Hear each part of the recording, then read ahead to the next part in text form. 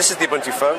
So when you switch it on, you get this welcome screen. One of the things that we've spent a lot of time focusing on with the Ubuntu phone is to make a very, very personal experience. We did a lot of user testing with people, and we found that they were frustrated that their content was locked up in their applications. You want to go to, you want to get your music, you go to a music application. You want to get your video, you go to a video application.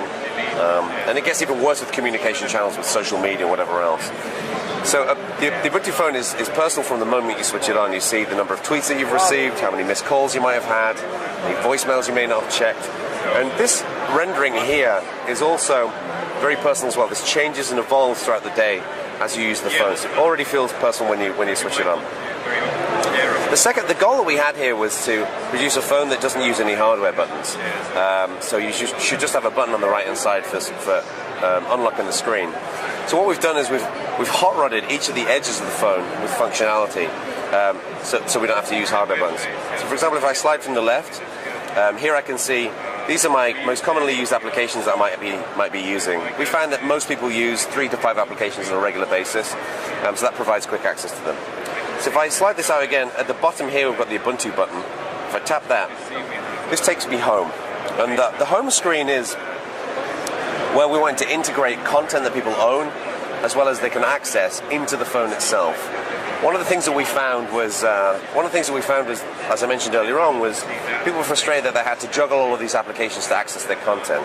So here we can see frequently used apps, missed calls, film releases, and these film releases, as an example, these will be recommendations based upon your viewing interests. So if you watch a lot of comedy, it'll recommend a lot of comedy to you. Same thing with music.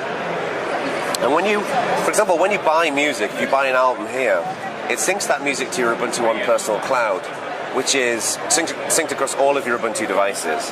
So if you buy an album on your phone, you start listening to it on your phone on the way home from work, you get home, you switch on your Ubuntu TV, and all of your content's already on your TV or your laptop or anywhere else.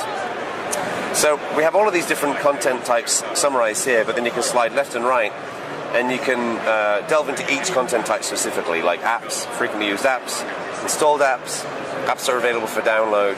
We could use this search function up here, for example, to search for Angry Birds, and it will update this view and show any applications that match that search term that are installed or available to download. So if you don't have Angry Birds installed, you can just tap it in available to download, and it will kick off the download process. That means you can install apps without even having to go to an app store. We will ship an app store, but that's primarily going to be for browsing applications and ratings and reviews and that kind of stuff. So we have applications, we have videos. I'm going to slide back here. Home is obviously the summary. We've got people and music. These are the kind of content types that people really care about. Now, one of the things we've also focused on is blurring the line between the web and the native device. We found that a lot of people on their desktop or on their phone use a mixture of native applications as well as web applications.